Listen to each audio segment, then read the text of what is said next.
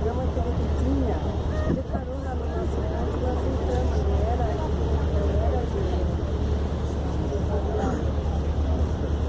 Você pode ajudar isso. Mas aí vocês tiveram que botar o cartão. Vamos tarde. Não?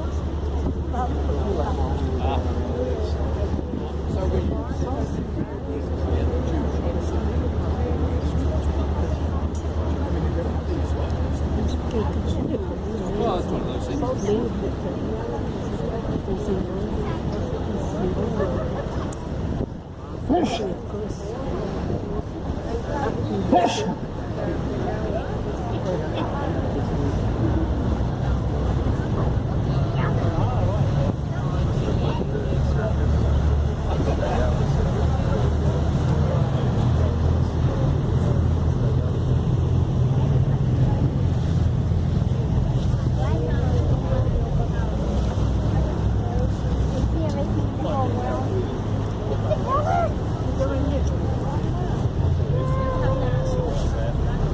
Tá brincando de dar a volta.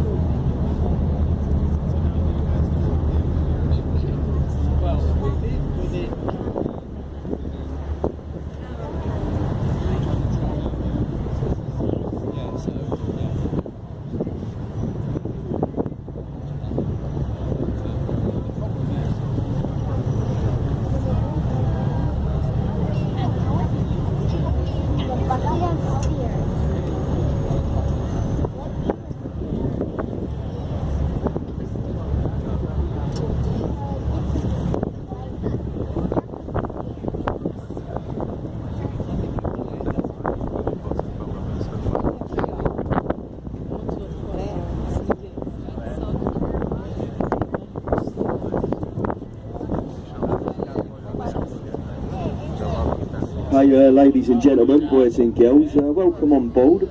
The name of the boat you have boarded today, this is the Millennium Time. As you can see, we have broken away from Waterloo Pier.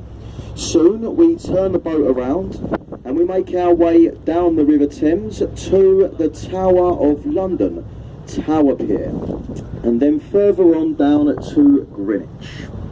Now as we leave the piers here in London, we do provide all passengers with a short safety announcement. It's not to alarm you in any way, it's just a legal requirement. Now we have to let you know the boat you are travelling on board comes fully equipped with the latest life-saving equipment. The life-saving equipment comes in the forms of life rings, life rafts and life jackets. The life jackets you will find are situated around the boat in compartments, and they are clearly marked with the green and white international sticker. Now the crew on board, myself and the captain, we are Thames watermen. We're employed to get you safely from A to B. So you are in safe hands. Just sit back, relax, enjoy your cruise with us. But now in the highly unlikely event of there being any emergency, we would like all passengers to remain calm, remain seated and await further instructions which will be given over this public address system. Of course, just await for instructions given by the crew as well. As I said, there is no need to worry, you are in safe hands. Sit back, relax, enjoy your cruise with us. Now, as some people was boarding, they was asking, is there any sort of a commentary on board? Well, unfortunately, this company does not supply these boats with professional tour guides. The only people on board are us, the crew. Now, if you like, folks, I will be more than happy to point a few places out along the way, share with you some of my local knowledge in the form of a live commentary. As I said, I'm not a guide, I am not a commentator.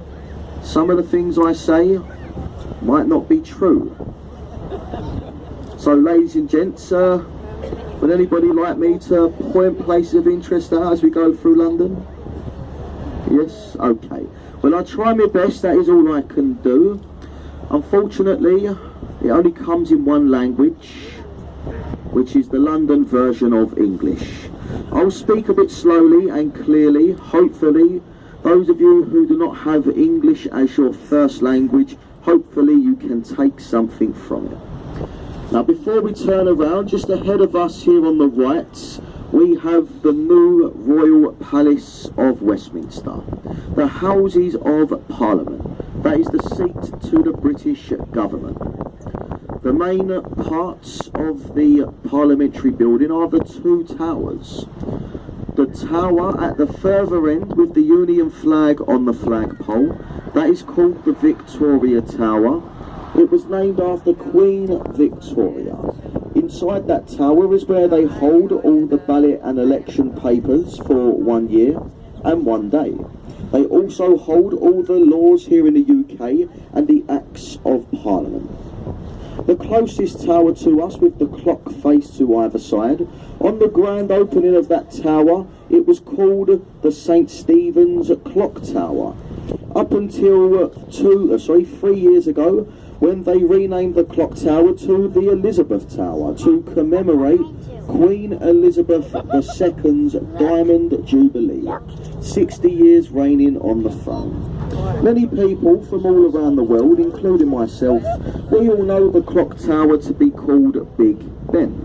But Big Ben is only the nickname of the 13-ton bell, which is inside the tower. It chimes the hour and the hour only. The bell was named then after a famous politician, Sir Benjamin Hall. He was the Commissioner of Works at the time they constructed the tower. Benjamin Hall was about 5 foot tall, 5 foot round and very loud. He resembled the bell quite well, so all the workers named the bell after him, Sir Benjamin Hall.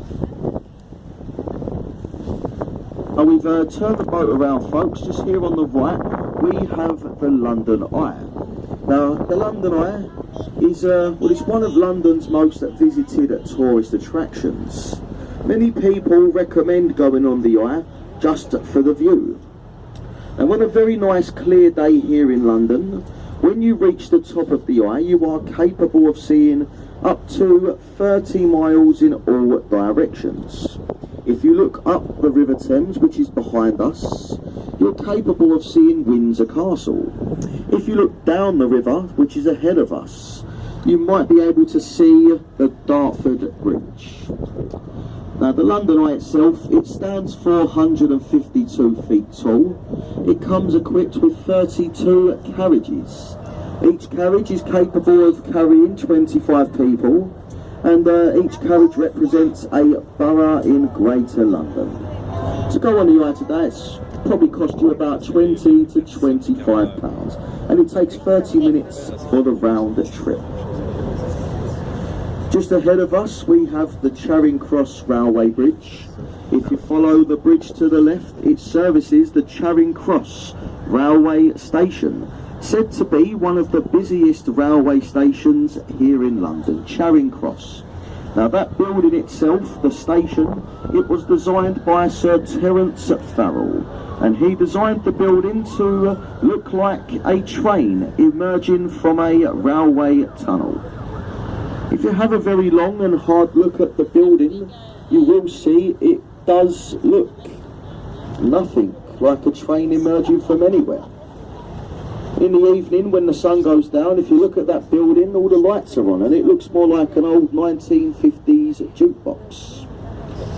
We're now back to the bridge. To either side of it are footbridges. These are called the Jubilee Walkways, placed here on the River Thames to commemorate Queen Elizabeth II's 50th year on the throne, her Golden Jubilee. As we come through the bridge, over to the left-hand side, London's oldest point of interest, Cleopatra's Needle. That tall stone obelisk standing on the river wall, that is older than London itself, folks. It was carved in Egypt over 3,500 years ago. Awarded to this country in 1819, it was awarded to us by a very thankful Egyptian government to celebrate Lord Nelson's victory of